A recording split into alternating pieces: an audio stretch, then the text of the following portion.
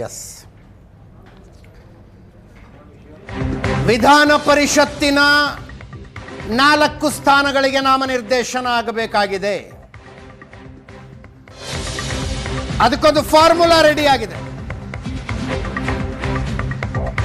ಸಿದ್ದರಾಮಯ್ಯನವರು ಹೇಳಿದ್ದು ಒಂದು ಹೆಸರು, ಡಿ.ಕೆ. ಶಿವಕುಮಾರ್ ಹೇಳಿದ್ದು ಇನ್ನೊಂದು ಹೆಸರು, ಮಲ್ಲಿಕಾರ್ಜುನ ಖರ್ಗೆ ಅವರು ಹೇಳುವ ಮತ್ತೊಂದು ಹೆಸರು, ಹೈಕಮಾಂಡ್ನ ಮಗದೊಂದು ಹೆಸರು ಅಂತ.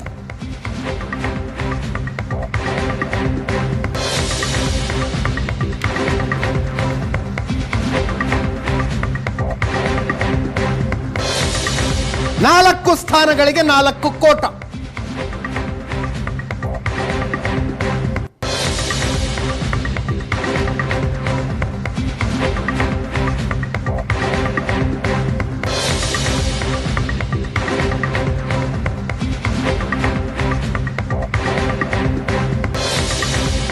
ಹೈಕಮಾಂಡ್ ಮನಸ್ಸಿನಲ್ಲಿ ಬಿ.ಎಲ್. ಶಂಕರ್ ಅವರಿದ್ದಾರೆ. ಸಿದ್ದರಾಮಯ್ಯನವರು 2 ಹೆಸರು ಕೊಟ್ಟಿದ್ದಾರಂತಲೇ, 2ರಲ್ಲಿ 1 ಅಂತ. ಪತ್ರಕರ್ತ ಶಿವಕುಮಾರ್, ಮಾಜಿ ಪತ್ರಕರ್ತ ದಿನೇಶ್ ಅಮೀನ್ಮಟ್ಟು.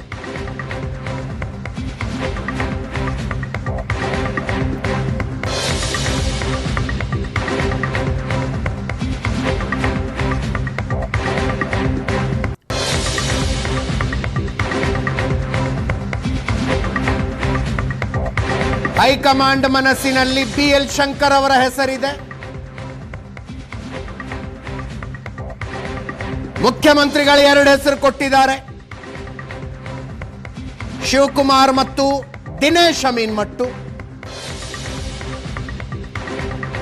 ಶಿವಕುಮಾರ್ ಹೆಸರಿಗೆ ಮಲ್ಲಿಕಾರ್ಜುನ ಖರ್ಗೆ ಅವರ ಸಮ್ಮತಿಯೂ ಇದೆ.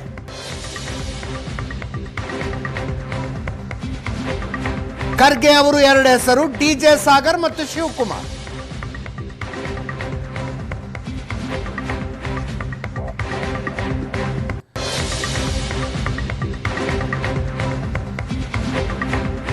ಶಿವಕುಮಾರ್ ಅವರು ರಾಮನಗರದ ಆಗಾ ಖಾನ್ ಹೆಸರು ಹೇಳ್ತಾರಂತೆ. ಆಗಾ ಖಾನ್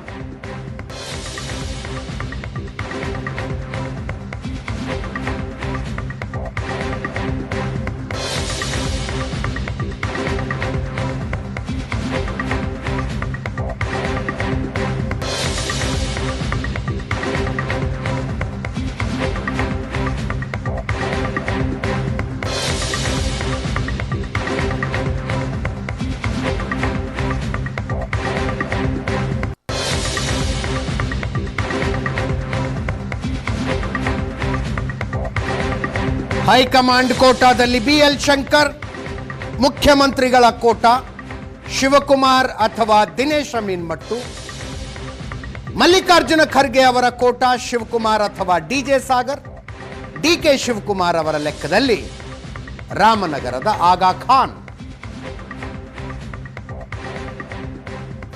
ಮತ್ತೊಮ್ಮೆ ಪ್ರಶಾಂತ್ ನಾಥ್ ನನ್ನ ಜೊತೆಗೆ ನೇರ ಸಂಪರ್ಕದಲ್ಲಿದ್ದಾರೆ. ಪ್ರಶಾಂತ್, ನಿಮ್ಮ ಸೋರ್ಸು ಕೂಡ ಇದೇ ಹೆಸರುಗಳನ್ನು ಹೇಳ್ತಾ ಇರೋದಾ? ಅದೇ ನೋಡಿ, ಹೆಸರುಗಳು ಕೊನೆ ಕ್ಷಣಗಳಲ್ಲೂ ಕೂಡ ಬದಲಾವಣೆ ಆಗ್ಬೋದು. ಆದರೆ ನೀವು ಕೋಟಾ ಅಂತ ನೋಡಿದಾಗ 2 ರೀತಿಯಲ್ಲಿ ಹೈಕಮಾಂಡ್ ನಿಶ್ಚಿತವಾಗಿ, ಯಾವುದೇ ವಿಧಾನ ಪರಿಷತ್ ಇರಲಿ, ಮಂತ್ರಿ ಸ್ಥಾನ ಇದ್ದಾಗಿರಲಿ, ಸಿದ್ದರಾಮಯ್ಯ, ಖರ್ಗೆ ಮತ್ತು ಡಿ.ಕೆ. ಶಿವಕುಮಾರ್ ಒಂದು ಹೈಕಮಾಂಡ್ನ ಹೆಸರು. ಈ ರೀತಿಯ ಪ್ಯಾಟರ್ನ್ ಇರುತ್ತೆ. ಜಾತಿಯ ದೃಷ್ಟಿಯಿಂದ ನೋಡಿದಾಗ ಒಂದು ಒಕ್ಕಲಿಗ ಖಾಲಿ ಆಗ್ತದೆ. ಒಕ್ಕಲಿಗ, ಒಂದು OBC, ಒಂದು ದಲಿತ್ ರೈಟು, ಒಂದು Muslim, the base vote of Congress party. U.B. Venkatesh retired ಆಗ್ತಿದ್ದಾರೆ, ಬಟ್ ಆ ಸೀಟನ್ನು ಯಾರಿಗೆ ಕೊಡ್ತಾರೆ ಅಂತಕ್ಕಂಥದ್ರ ಬಗ್ಗೆ ಕುತೂಹಲ ಇದೆ. ಮಾತುಕತೆ ಕೂತಾಗ ಅಂತಿಮವಾಗಿ ಖರ್ಗೆ ಅವ್ರದ್ದೊಂದು ಹೆಸರು, ಡಿ.ಕೆ. ಶಿವಕುಮಾರ್ದೊಂದು ಹೆಸರು, ಸಿದ್ದರಾಮಯ್ಯನವರ ಹೆಸರು ಫೈನಲ್ ಆಗುತ್ತೆ ಅಂತಕ್ಕಂಥದ್ದು ಸ್ಪಷ್ಟ. ಬಟ್ ಜಾತಿಯ ಗೈಡ್ಲೈನ್ಸ್ಗಳು, ಜಾತಿಯ ಮಾನದಂಡ, ಯೂಶಲಿ ಈಗ ನಾವು ಡಿ.ಜೆ. ಸಾಗರ್ ಹೆಸರು ಹೇಳ್ತಾ ಇದ್ದೀವಿ. ದಲಿತ್ ಬಲಗೈಗೆ ಸೇರಿರ್ತಕ್ಕಂಥ ಖರ್ಗೆ ಅವರ ಪರಮಾಪ್ತ ಅನ್ನುವ ಕಾರಣಕ್ಕೋಸ್ಕರ ಡಿ.ಜೆ. ಸಾಗರ್. ಶಿವಕುಮಾರ್ ಹೆಸರನ್ನು ಕೂಡ ಖರ್ಗೆ ಅವರು ಹೇಳ್ತಿದ್ದಾರೆ. ಹಿಂದೆ ಪತ್ರಕರ್ತರಾಗಿದ್ದರು, ಸಿದ್ದರಾಮಯ್ಯನವರ ಮಾಧ್ಯಮ ಸಲಹೆಗಾರರಾಗಿದ್ದರು ದಿನೇಶ್ ಅಮೀನ್ಮಟ್ಟು, ಬಿಲ್ಲವ ಸಮುದಾಯಕ್ಕೆ ಸೇರಿರ್ತಕ್ಕಂಥವ್ರು. OBC ಆ ಕಾರಣದಿಂದ ಸಿದ್ದರಾಮಯ್ಯನವರ ಹೆಸರನ್ನು ಹೇಳ್ತಿದ್ದಾರೆ. ಬಿ ಎಲ್ ಶಂಕರ್ ಹೆಸರಿಗೆ ಕನ್ಸೆನ್ಸಸ್ ಬರಬಹುದಾ ಅಂತ. ಯಾಕಂದರೆ ಬಿ ಎಲ್ ಶಂಕರ್ ಹಿಂದೆ ವಿಧಾನ ಪರಿಷತ್ತಿನ ಸಭಾಪತಿ ಕೂಡ ಆಗಿದ್ದವರು, ಮತ್ತು ಆ ಹೆಸರು ಬಂದರೆ ಯಾರ್ದು ರಿಸರ್ವೇಷನ್ಸ್ ಇರುತ್ತೆ ಅಂತಕ್ಕಂಥದ್ದಿಲ್ಲ. ಅಂದರೆ ಜನಮಾನಸದಲ್ಲೂ ಕೂಡ ನಾಮನಿರ್ದೇಶನ ಮಾಡಿದಾಗ ಆ ಹೆಸರಿಗೆ ರಿಸರ್ವೇಷನ್ಸ್ ಇರುತ್ತೆ ಅಂತಕ್ಕಂಥದ್ದಿಲ್ಲ. ಬಟ್ ಅಜಿತ್, ನಮ್ದೊಂದು ಆಕ್ಷೇಪ ವೈಯಕ್ತಿಕವಾಗಿ ಅಂದ್ಕೊಳ್ಳಿ ಇರ್ತಕ್ಕಂಥದ್ದು, ನೀವು ನಾಮನಿರ್ದೇಶನಕ್ಕೂ ಪಾರ್ಟಿಯ ಕೇಡರ್ ಇರ್ತಕ್ಕಂಥವ್ರು, ಪಾರ್ಟಿಯ ಅಫಿಲಿಯೇಷನ್ ಇದ್ದಿರ್ತಕ್ಕಂಥವ್ರನ್ನ ಆ ಉದ್ದೇಶದಿಂದ ನಾಮನಿರ್ದೇಶನ ಮಾಡಿದ್ದಲ್ಲ. ಸಾಹಿತಿಗಳು, ಸಂಗೀತಗಾರರು, ಕಲಾವಿದರು, ಬೇರೆ ಬೇರೆಯವರು ವಿಧಾನ ಪರಿಷತ್ನಲ್ಲಿ ಬರಲಿ, ತಮ್ಮ ವಾಯ್ಸನ್ನು ರೇಸ್ ಮಾಡಲಿ ಅನ್ನುವ ಕಾರಣಕ್ಕೋಸ್ಕರ ನಾಮನಿರ್ದೇಶನ. ಆದರೆ ಇವತ್ತು ಕಾಂಗ್ರೆಸ್ ಅಂತಲ್ಲ, ಬಿಜೆಪಿ ಸರ್ಕಾರ ಎಲ್ಲರೂ ಮಾಡ್ತಿದ್ದಾರೆ ಇದನ್ನು. ಬಿಜೆಪಿ ಸರ್ಕಾರದಲ್ಲೂ ಕೂಡ ಯಾರ್ಯಾರು ಒಳಗಡೆ ಬಂದರು ಅಂತಕ್ಕಂಥದ್ದು ನಾವು ನೋಡಿದ್ದೀವಿ. JDS ಇದ್ದಾಗ ಯಾರ್ಯಾರು ಒಳಗಡೆ ಬಂದರು ಅಂತಕ್ಕಂಥದ್ದು ನೋಡಿದ್ದೀವಿ. It is unfortunate. ಆದರೆ ಸರ್ಕಾರ ಏನು ಬಯಸುತ್ತೆ ಅದು ನಿಶ್ಚಿತವಾಗಿ ಆಗುತ್ತೆ. Yes, thank you Prashant.